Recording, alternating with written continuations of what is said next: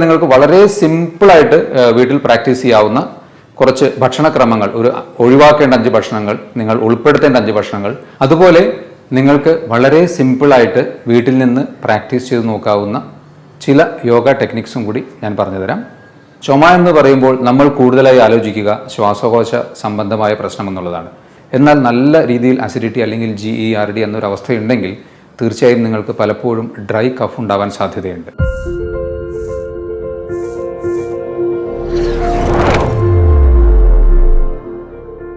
Hello friends, ഞാൻ doctor Abhiram. പൊതുവെ ക്ലിനിക്കിൽ പല അസുഖങ്ങളുമായി വരുന്ന രോഗികൾ ചിലപ്പോൾ ഒരു തലവേദനയാവാം, അല്ലെങ്കിൽ ഒരു സ്കിൻ കംപ്ലൈൻ്റ് ആവാം, അല്ലെങ്കിൽ ഒരു ജോയിൻറ്റ് പെയിൻ ആവാം.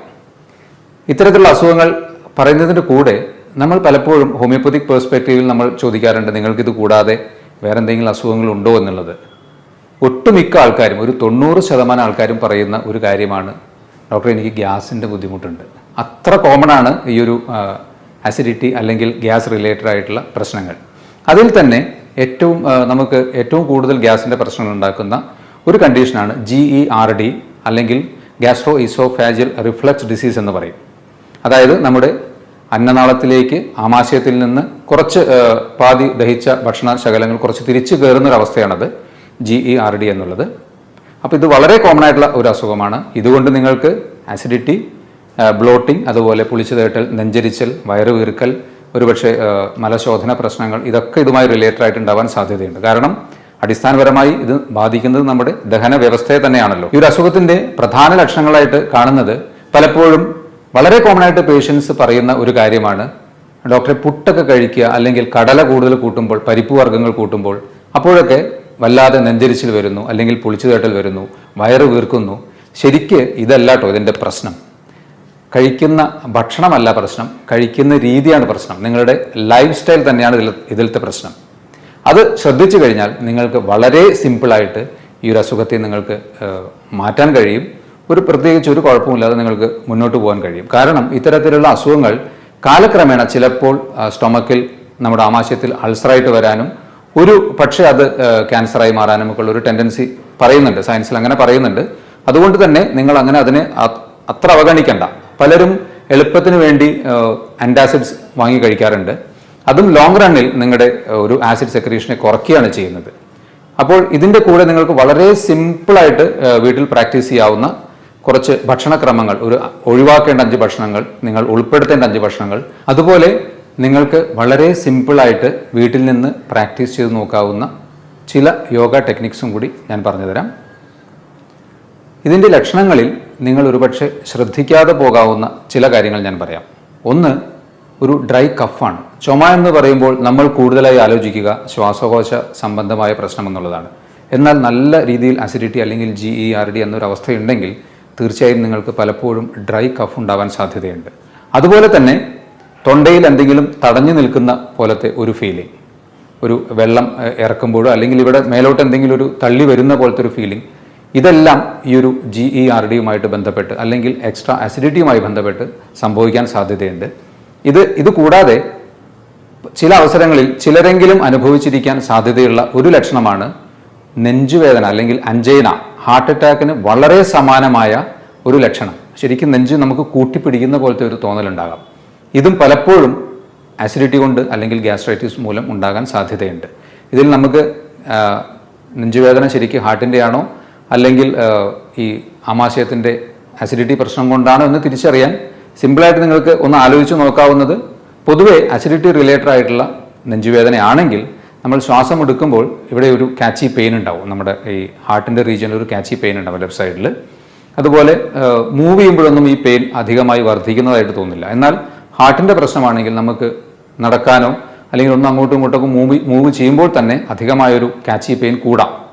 ഇതതിനെ ഡിഫറൻഷിയേറ്റ് ചെയ്യാനുള്ള ഒരു ചെറിയൊരു കാര്യമാണ് പറഞ്ഞത്.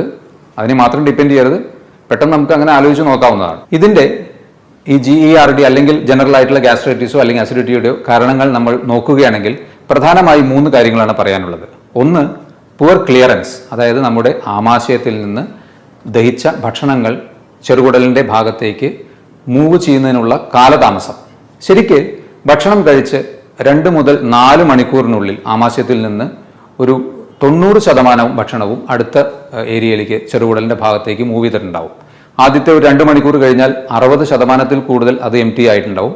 പിന്നീട് ഒരു 4 മണിക്കൂറിന് ശേഷം നോക്കുകയാണെങ്കിൽ 10% താഴെയേ ഭക്ഷണ പദാർത്ഥങ്ങൾ അവിടെ ഉണ്ടാകുകയുള്ളൂ. അപ്പോൾ ഈ ഡിലേഡ് എംറ്റിയിങ്ങിൻ്റെ കാരണങ്ങളായി പറയാവുന്നത്, ഒന്ന് അമിതമായ ഭക്ഷണം.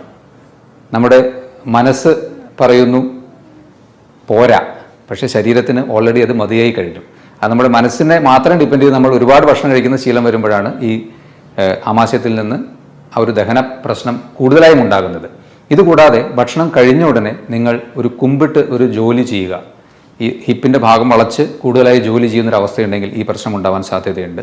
അതുപോലെ തന്നെ ഭക്ഷണം കഴിഞ്ഞ ഉടനെ കുറച്ചൊരു ഹെവി മീൽ എന്ത് കഴിഞ്ഞാലും കുറച്ചൊന്ന് മൂവ് അറൗണ്ട്, കുറച്ച് നടന്നതിന് ശേഷം കിടക്കുക. കഴിഞ്ഞ ഉടനെ പോയി കിടക്കുന്നത് തീർച്ചയായിട്ടും ഇത്തരത്തിൽ അസിഡിറ്റിക്ക് ഒരു ടെൻഡൻസി ഉണ്ടാക്കും. അമിത വണ്ണമുള്ളവരിലും ഈ ഒരു അസിഡിറ്റിയുടെ ടെൻഡൻസി ഉണ്ടാവാൻ സാധ്യതയുണ്ട്. അതുപോലെ പലരും ചെയ്യുന്ന ഒരു കാര്യമാണ്, രാത്രിയൊക്കെ ഡിന്നറിന് ശേഷം ഒന്നാമത് ലേറ്റായി ഭക്ഷണം കഴിക്കുന്നു, അത് കഴിച്ചതിന് ശേഷം ടി വി ഒക്കെ കണ്ടിരുന്ന് റിലാക്സ്ഡ് ആയിട്ട് ചിലപ്പോൾ ചെറിയ സ്നാക്സ് പോലെയുള്ള എന്തെങ്കിലും എടുത്ത് കഴിക്കുന്ന ശീലമുള്ളവർക്കൊക്കെ ഉറപ്പാണ് ഈ ഒരു അസിഡിറ്റി ഉണ്ടാകുമെന്നുള്ളത് സംശയമില്ല. GERDയുടെ രണ്ടാമത്തെ ഒരു കാരണമായി പറയാവുന്നത് വീണ്ടും ആമാശയത്തിൽ നിന്ന് ഭക്ഷണങ്ങൾ അടുത്ത ഭാഗത്തേക്ക് മൂവ് ചെയ്യാനുള്ള കാലതാമസം തന്നെയാണ്. ഇത് പക്ഷേ ഗ്യാസ്ട്രോ പാരസിസ് എന്ന ഒരു കണ്ടീഷൻ മൂലം, അതായത് ആമാശയത്തിന്റെ മസ്കുലർ ആക്ടിവിറ്റി കുറച്ച് കുറഞ്ഞത് മൂലം, അതിന് ചിലപ്പോൾ മറ്റ് കാരണങ്ങളുണ്ടാകാം. ഒരു ഡയബറ്റീസ് പോലെയുള്ള അസുഖമുണ്ടെങ്കിലോ, പ്രഗ്നൻസിയിൽ നമ്മൾ ആ ഒരു ലാസ്റ്റ് ട്രൈമസ്റ്ററിലേക്കൊക്കെ എത്തുമ്പോൾ വയറിലധികമായ പ്രഷർ മേലോട്ട് തള്ളുന്നത് മൂലം അത്തരത്തിലൊരു പ്രശ്നമുണ്ടാവാൻ സാധ്യതയുണ്ട്. ചില ഡീജനറേറ്റീവ് ഡിസീസസ്, പ്രത്യേകിച്ച് പാർക്കിൻസൺസ് പോലെയുള്ള അസുഖങ്ങളിലൊക്കെ മസ്കുലർ ടോൺ ഇത്തിരി കുറയുന്നത് കൊണ്ടും ഇതുണ്ടാകാം. ഹൈപ്പോതൈറോയിഡിസം, തൈറോയിഡ് ഫംഗ്ഷന്റെ ഒരു ഡിലേഡ് ആയിട്ടുള്ള അല്ലെങ്കിൽ കുറഞ്ഞ ആക്ടിവിറ്റി കാരണം, ശരിക്കും പറഞ്ഞാൽ നമ്മുടെ ബവൽസിനെ അല്ലെങ്കിൽ കുടലിനെയൊക്കെ നിയന്ത്രിക്കുന്ന ഒരു പ്രധാന ഹോർമോണാണ് തൈറോയ്ഡ് ഹോർമോൺ. അതിന്റെ ഡെഫിഷ്യൻസി ഒരു കാരണമാവാം. അല്ലെങ്കിൽ ചില കാര്യമായ മെഡിസിൻസ് കഴിക്കുന്നവർ, ആന്റി ഡിപ്രസൻസ് പോലെ കഴിക്കുന്നവരിലൊക്കെ ഈ ഒരു കാലതാമസം സ്റ്റൊമക്കിൽ നിന്ന് അടുത്ത ഭാഗത്തേക്ക് മൂവ് ചെയ്യാൻ ഉണ്ടാകാം. മൂന്നാമത്തെ കാരണമായി പറയാവുന്നത് ആമാശയത്തിൽ അധികമായ ആസിഡ് പ്രൊഡക്ഷൻ. അതിൽ സംശയമേ വേണ്ട, ഏറ്റവും പ്രധാനപ്പെട്ട കാരണം നമ്മുടെ ഭക്ഷണം തന്നെയാണ്. 5 ഭക്ഷണക്രമങ്ങൾ നിങ്ങൾ പറ്റുമെങ്കിൽ പൂർണ്ണമായി ഒഴിവാക്കുക. അതുപോലെ 5 നല്ല ഭക്ഷണങ്ങൾ ഉൾപ്പെടുത്തുക. അതിൽ ഒഴിവാക്കേണ്ട ഭക്ഷണങ്ങളിൽ ആദ്യത്തേത് ഫാറ്റി ഫുഡാണ്. അതിൽ വെജിറ്റബിൾ ഫാറ്റ് ആയാലും നോൺ വെജിറ്റേറിയൻ ഫാറ്റ് ആയാലും, പ്രത്യേകിച്ച് ഫ്രൈഡ് ഐറ്റംസ്, ഫ്രൈഡ് ആയിട്ടുള്ള ചിക്കൻ, ബീഫ്, പോർക്ക്, ഫിഷ്, ഇതെല്ലാം മാക്സിമം ഒഴിവാക്കുക.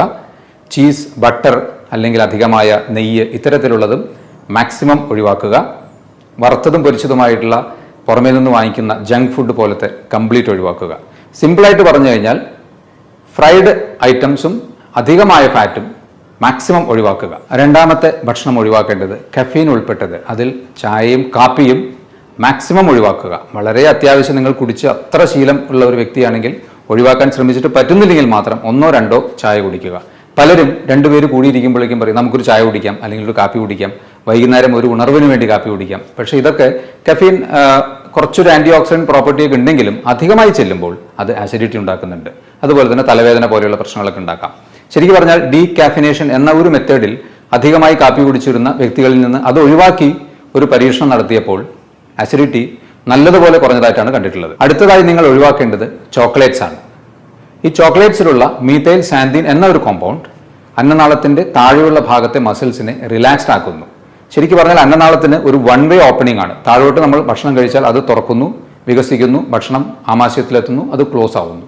പക്ഷെ ഇവിടെ ഈ ഒരു ചോക്ലേറ്റ്സിന്റെ അമിതമായ ഉപയോഗം അതിനെ റിലാക്സ്ഡ് ആക്കി കുറച്ച് ഭക്ഷണം തിരിച്ചു കയറുന്ന ഒരു ടെൻഡൻസി ഉണ്ടാക്കുന്നുണ്ട്. അപ്പോൾ ചോക്ലേറ്റ്സ് നിങ്ങൾ കംപ്ലീറ്റ് ഒഴിവാക്കുക. അഡിക്ഷൻസിൽ ആൽക്കഹോളും സ്മോക്കിങ്ങും മാക്സിമം ഒഴിവാക്കുക. കംപ്ലീറ്റ് ഒഴിവാക്കുക എന്നുള്ളത് തന്നെയാണ് എൻ്റെ സജഷൻ. പ്രത്യേകിച്ച് അസിഡിറ്റി നിങ്ങൾക്ക് ഉള്ളൊരു വ്യക്തിയാണെങ്കിൽ ഒന്നും ആലോചിക്കാനില്ല, അത് രണ്ടും ഒഴിവാക്കുക. ഇതിനും ഇതേപോലെ ഒരു ലോവർ ഈസോഫാജൽ അന്നനാളത്തിന്റെ താഴെയുള്ള ഭാഗത്ത് റിലാക്സ് ചെയ്യിക്കുന്ന ഒരു ടെൻഡൻസിയാണ്. അഞ്ചാമത്തത് സിട്രസ് ഫ്രൂട്ട്സ് ആണ്, അതായത് പുളിരസം കൂടുതലുള്ള ഭക്ഷണങ്ങൾ. അതിൽ തീർച്ചയായും ഒരു അസിഡിക് ടെൻഡൻസി കൂടുതലുണ്ടാകുമല്ലോ.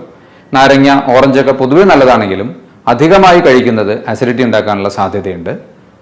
അതുകൊണ്ട് തന്നെ അസിഡിറ്റി കൂടുതലുള്ളവർ അത്തരത്തിൽ കൂടുതൽ പുളിരസമുള്ള ഭക്ഷണങ്ങൾ മാക്സിമം ഒഴിവാക്കുക. ഈ 5 കാര്യങ്ങൾ നിങ്ങൾ നിർബന്ധമായിട്ടും നല്ലൊരു അസിഡിറ്റിയും അത് മാറണമെന്ന് ആഗ്രഹിക്കുന്ന ഒരു വ്യക്തിയുമാണെങ്കിൽ ഒഴിവാക്കണമെന്നാണ് എൻ്റെ സജഷൻ. ഇനി 5 ഭക്ഷണങ്ങൾ നിങ്ങൾ ഉൾപ്പെടുത്തേണ്ടതിൽ ഒന്നാമത്തത് ജിഞ്ചർ അഥവാ ഇഞ്ചിയാണ്. ഇഞ്ചിക്ക് മോർ ഓഫ് ഒരു ആൽക്കലൈൻ പ്രോപ്പർട്ടിയാണ്. അപ്പോൾ നിങ്ങൾക്ക് ഇഞ്ചി നല്ല അസിഡിറ്റി ഉള്ള സമയത്ത് ചെറിയ കഷ്ണം കടിച്ച് ചവച്ചിറക്കുന്നതുകൊണ്ട് കുഴപ്പമില്ല. ജിഞ്ചർ ഉൾപ്പെട്ട ചെറിയ ലൈറ്റായിട്ടുള്ള ചായ കുടിക്കുന്നതുകൊണ്ട് കുഴപ്പമില്ല. അല്ലെങ്കിൽ 1-2 സ്പൂൺ ഇഞ്ചി നീരെടുത്ത് അതിൽ കുറച്ച് തേനൊക്കെ ചേർത്ത് കഴിക്കുന്നതും തീർച്ചയായിട്ടും അസിഡിറ്റി കുറയ്ക്കാൻ നന്നായിരിക്കും. 2, ഓട്ട്മീൽ, ഓട്സ് അടങ്ങിയ ഭക്ഷണങ്ങൾ അത്യാവശ്യം നിങ്ങളുടെ നൈറ്റിലോ അല്ലെങ്കിൽ ബ്രേക്ക്ഫാസ്റ്റിലൊക്കെ അധികമായി പഞ്ചസാരയും ചേർക്കാത്ത രീതിയിൽ, അധികമായി ഉപ്പോ പഞ്ചസാരയും ചേർക്കാതെ കുറച്ച് ഉപയോഗിക്കുന്നത് ഒരു അസിഡിറ്റി നിയന്ത്രിക്കുന്നതിന് നല്ലതായിരിക്കും.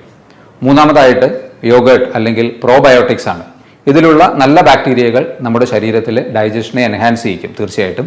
അതുകൊണ്ട് തൈര്, മോര് ഇതൊക്കെ തീർച്ചയായും നിങ്ങളുടെ ഉച്ചഭക്ഷണ സമയത്തെങ്കിലും കുറച്ചെങ്കിലും കൂട്ടി ശീലിക്കുക. ഞാൻ 4-ാമത്തത് ആദ്യം ഒരു കാര്യം പറഞ്ഞു, ഫാറ്റ് മാക്സിമം ഒഴിവാക്കാൻ. പക്ഷേ നമുക്ക് അങ്ങനെ പ്രോട്ടീൻ ഉൾപ്പെട്ട ഭക്ഷണങ്ങൾ കംപ്ലീറ്റ് ഒഴിവാക്കുമ്പോൾ നമുക്ക് ചിലപ്പോൾ ഡെഫിഷ്യൻസി വരാൻ സാധ്യതയുണ്ട്. അപ്പോൾ അതിന് നിങ്ങൾക്ക് ഉപയോഗിക്കാവുന്നത് ലീൻ പ്രോട്ടീൻ അഥവാ ഗ്രിൽഡ് പ്രോട്ടീൻ ഭക്ഷണങ്ങളാണ്. അതിൽ നോൺ വെജ്, ഫിഷ് അല്ലെങ്കിൽ ചിക്കനൊക്കെ കുറച്ച് മോഡറേറ്റ് ആയിട്ടുള്ള എമൗണ്ടിൽ ഗ്രിൽഡായിട്ട് ഉപയോഗിക്കുന്നത് നിങ്ങൾക്ക് ഡെഫിഷ്യൻസി വരാതെയും നിങ്ങൾക്ക് ആസിഡിറ്റി വരാതെയും നിങ്ങൾക്കത് ഉപകാരപ്പെടും.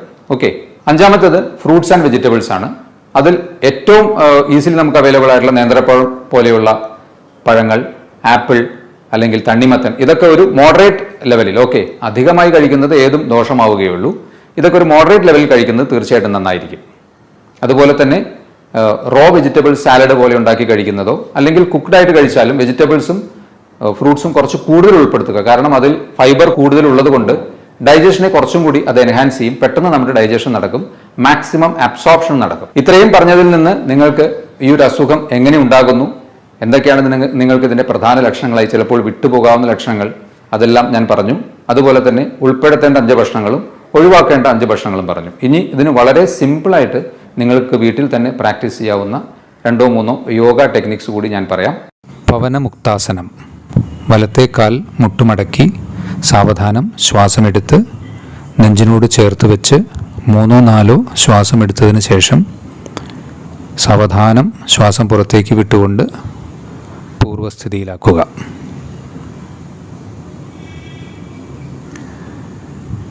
ഇതുപോലെ തന്നെ ഇടത്തെ കാലിലും സാവധാനം മുട്ടുമടക്കി നെഞ്ചിനോട് ചേർത്ത് വെച്ച് ശ്വാസമെടുത്ത് 3-4 നോർമൽ ശ്വാസം എടുത്ത് വിടുക.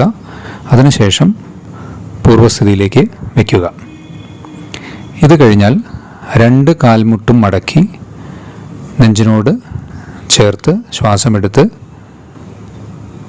ആ പൊസിഷനിൽ 3-4 സാധാരണ നോർമൽ ബ്രീത്തിങ് എടുത്ത് പൂർവ്വസ്ഥിതിയിലേക്ക് വയ്ക്കുക.